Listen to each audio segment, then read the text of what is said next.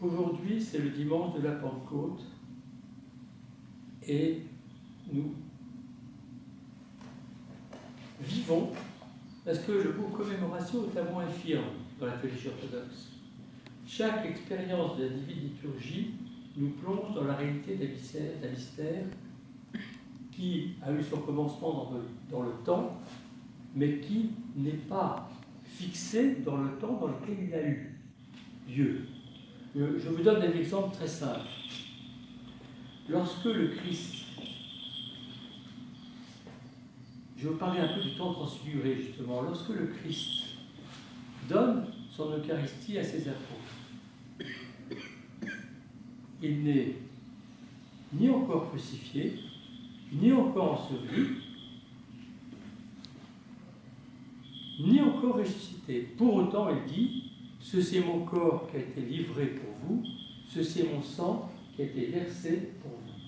C'est-à-dire qu'il sort du temps déchu, du temps chronologique de ce monde, pour nous introduire dans le temps transfiguré, le temps liturgique. Cela veut dire que l'Eucharistie, de sa fondation même, est à la fois fixée dans un temps, ça s'est passé le jeudi saint, telle année, et en même temps, avec le sceau du non-temps déchu, le sceau du temps transfiguré, c'est-à-dire que le Christ déjà était le crucifié, l'enseveli, celui qui était descendu aux enfers, monté aux cieux, ressuscité le troisième jour et enfin monté aux cieux. Et quand il donne l'Eucharistie, c'est tout cela. Eh bien, chacun des mystères de l'Église est frappé de ce sceau de temps transfiguré, c'est-à-dire de ce non-temps humain. Nous avons dans la liturgie de ce psaume un chant que beaucoup de paroissiens ici et de paroissiennes aiment chanter parce qu'il est porteur de quelque chose de magnifique. Et notamment, il nous parle des anges, des archanges qui font leur entrée, invisiblement présents, mais surtout, il dit « Déposons tous nos soucis du monde, afin que le roi de gloire fasse son entrée. » En réalité, déposer les soucis du monde, bien entendu, nous le demandons pendant la divine liturgie. Parce que si nous restons dans l'épaisseur de l'esprit du monde, nous ne sommes pas certains d'être ouverts à l'Esprit Saint. Pour recevoir quelque chose, un trésor pareil, il faut faire de la place. Si votre bourse est pleine de pièces en cuivre, que quelqu'un essaye d'y introduire des pièces en or, il n'y arrivera pas. Ou de pièces en plomb. C'est parce que ça a le même poids. Mais ce que je veux dire, c'est que pour que l'Esprit Saint vienne, il y a un effort à faire. Et cet effort, c'est d'abord un effort de conscience, de savoir que l'Esprit Saint va chasser l'esprit du monde.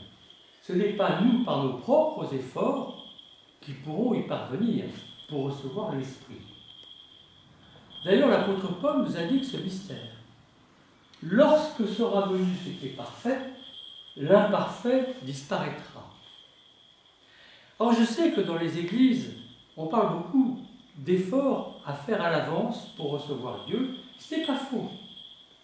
Mais on ne dit pas, on a trop insisté sur des efforts ascétiques dont peu de gens sont capables, surtout que ce sont souvent de grands pécheurs. Nous sommes de grands pécheurs qui viennent et qui ne peuvent pas d'emblée, d'un seul coup comme ça, renoncer à toutes les passions dont ils se sont laissés encombrer des années durant. Le vieil homme met des années à agonir pour laisser la place à l'homme nouveau.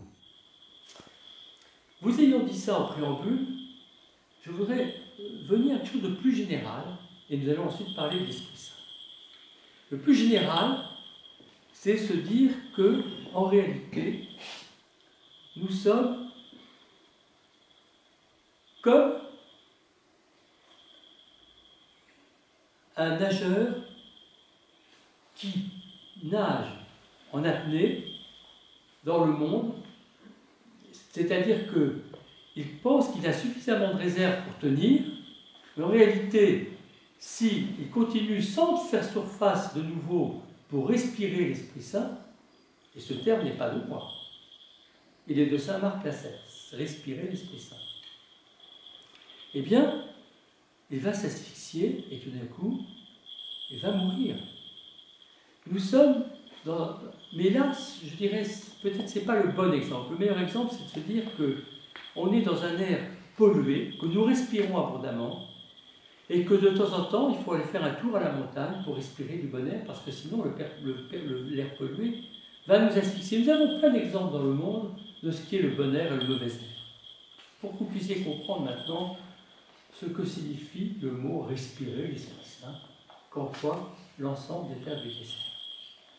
Respirer l'Esprit Saint, c'est de savoir que l'air de ce monde est pollué, qu'il nous empoisonne, et que c'est par notre présence régulière à la divine liturgie, par nos prières personnelles, que nous pouvons retrouver une respiration de l'air qui n'est pas de ce monde, c'est-à-dire du Saint-Esprit.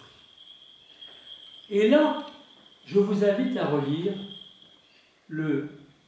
l'entretien de saint Séraphin de Sarov à Motolivov, qui a été publié partout. Même parfois, il n'y a pas la vie de saint Séraphin, il n'y a que cet entretien. Mais cet entretien, c'est vraiment adapté à la spiritualité du XXe siècle et du XXIe siècle, et des siècles qui vont suivre, dans lequel l'épaisseur du monde, son côté intellectuel, cette fascination que le son et l'image nous donnent et nous absorbent, et parfois nous nous laissons éloigner de Dieu par cette fascination. Et ici, je ne parle pas de choses malsaines. Je parle de choses étrangères à Dieu. Je ne parle pas encore, on pourrait dire, il y a aussi des images malsaines, des images de mort, des images d'érotisme. Alors, je fais une parenthèse, je ne peux pas m'en empêcher, je suis théologien.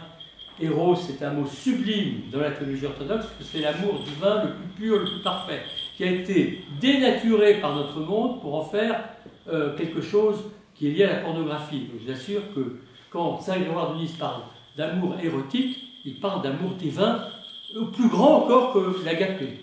C'est ma parenthèse est terminée. Mais pour vous dire simplement que nous ne sommes pas sollicités que par des choses impures, dans lesquelles on pourrait prendre un grand recul.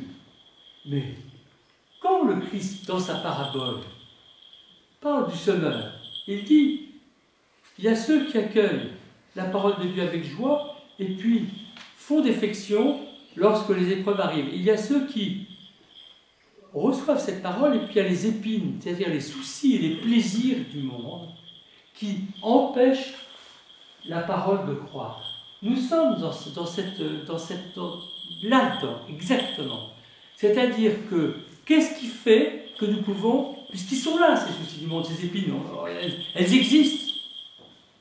C'est un champ d'épines tellement volumineux que, comment faire pour échapper à ça? Une chose très simple, et là, je voudrais le faire transparent à la parole du grand Séraphin de Sarov. Il dit à peu près ceci. Tu voudrais à l'église, mais l'église est loin, tu es malade, tu ne peux pas y aller. Tu voudrais lire des livres de prière, mais tu n'en as pas la possibilité. Tu voudrais, et il énumère plusieurs choses que l'on voudrait faire pour se rapprocher de Dieu, mais il n'y arrive pas. Il dit, mais il te reste une chose. C'est de prier pour que l'Esprit Saint vienne en toi. Et quelle est la prière qui fait venir l'Esprit Saint en nous? Selon saint Séraphin de Sarov, qui était dans cette prière perpétuelle. Il connaissait deux prières qui avaient, comme d'ailleurs pour certains skites du Mont Athos, skites c'est un petit monastère, remplacent tous les autres offices. Pour vous dire que cette prière est très importante. Et qu'elle fait descendre l'Esprit Saint en nous. Seigneur Jésus-Christ, Fils de Dieu, aie pitié de moi péché. Et la seconde, très sainte Mère de Dieu, sauve-moi. Saint Séraphin de Sarov passait de l'une à l'autre toute la journée. Il y a des règles que je pourrais vous donner. Le matin, il disait Seigneur Jésus-Christ, Fils de Dieu. L'après-midi, très sainte Mère de sauve-moi. Mais ce n'était pas des règles de la chose importante, c'est qu'il disait la prière. Et là, je vais reprendre un discours de saint Isaac le Syrien. Que tu manges, que tu bois, que tu ailles à ton travail, que tu parles à des gens. Tu peux murmurer intérieurement, Seigneur Jésus-Christ, Fils de Dieu, aie pitié de nos péchés. C'est cette respiration intérieure qui va nous donner le recul et les réponses aux soucis de ce monde. Parce que, au fond, quel est le problème? Le problème, c'est que nous disons, j'ai des responsabilités, je dois faire vivre ma famille, je ne peux pas ne pas travailler, et le travail est tyrannique, on exige de moi beaucoup de choses. Comment puis-je? Parce que nous avons intérieurement pensé qu'il y avait un temps pour la prière et un temps pour le travail. Quelle erreur! C'est comme si on nous disait d'avancer, simplement passer 3 minutes en disant il y a un temps pour marcher et un temps pour respirer. Ben non, on a besoin des deux. On doit marcher et respirer. Si on ne respire pas, on ne marche pas. Eh bien, c'est ça la vie spirituelle. C'est d'avoir cette prière parce que justement on se sent vulnérable, parce qu'on se sent impuissant, parce qu'on se sent pécheur, parce qu'on sait que sans l'aide de Dieu, nous n'y arriverons pas. Ce n'est pas la prière des forts, des puissants, des grands ascètes qui sont capables de la faire et qui disent « Tiens, j'ai fait 1000 prières aujourd'hui ». C'est non, c'est la prière des faibles. Qui disait cette prière dans l'Écriture sainte? Parce que cette prière est une paraphrase de la prière de l'Écriture sainte. Bartimée, l'aveugle, qui voulait voir, il disait « Seigneur Jésus, fils de David, aie pitié de moi ». Il ne confessait pas encore que Dieu était fait homme, mais qu'il était quand même le fils de David, le Messie, celui qui devait venir. Et parce qu'il a crié « Seigneur Jésus, fils de David », vous savez, je voudrais un instant m'arrêter sur ce récit, parce que ce récit, il est très important pour montrer quelles difficultés nous avons à surmonter pour arriver à cette prière. Quand Bartimée est assis, d'abord il commence par prier assis, parce qu'il était assis en train de faire sa quête normale, position sociale d'aveugle, devant vivre de la charité de tous. Et il commence à faire un bruit fou en hurlant « Seigneur Jésus, fils de David », il veut se faire entendre. Et la foule arrive en disant « Tais-toi, tais-toi, tu vas importuner le maître ». Quand je commence à prier, tous les matins en me réveillant, j'ai une espèce de foule, ils ont des cordes, vous allez me dire, et ils me disent « Tais-toi, tais-toi, tu nous importunes ». Ils n'osent pas dire que je vais importuner le maître. C'est le démon et sa tribu qui détestent cette prière et qui vont trouver toutes sortes de choses. Moi, je me souviens, quand j'étais jeune, je commençais la prière devant Jésus, alors j'ai aucune mémoire. Tout d'un coup, je me souvenais des 5 coups de téléphone urgents que j'avais promis de faire. Des notes que j'avais oublié de régler, que je devais régler. Des choses qu'il fallait que le plombier que je me fasse venir. C'est-à-dire, c'est extraordinaire. Quand je commençais la prière, le démon venait avec sa liste. Et tu as d'abord ça à faire. Alors, bien entendu, il ne faut pas l'écouter. Mais ça vous montre que la prière s'oppose à l'esprit du monde. L'esprit du monde, ce n'est pas que des choses malsaines, vous ne pensez pas que c'est que des péchés qui se voient, c'est pas vrai. C'est se détourner de Dieu, le vrai péché. L'athéisme commence quand notre âme se détourne de Dieu. Et elle peut retourner à Dieu avec une chose très simple. Faire venir en nous l'Esprit Saint par la petite prière. Seigneur Jésus-Christ, Fils de Dieu, aie pitié de moi pécheur. Glorifions le Père, le Fils et l'Esprit Saint, seul Dieu dans tous les siècles des siècles. Amen.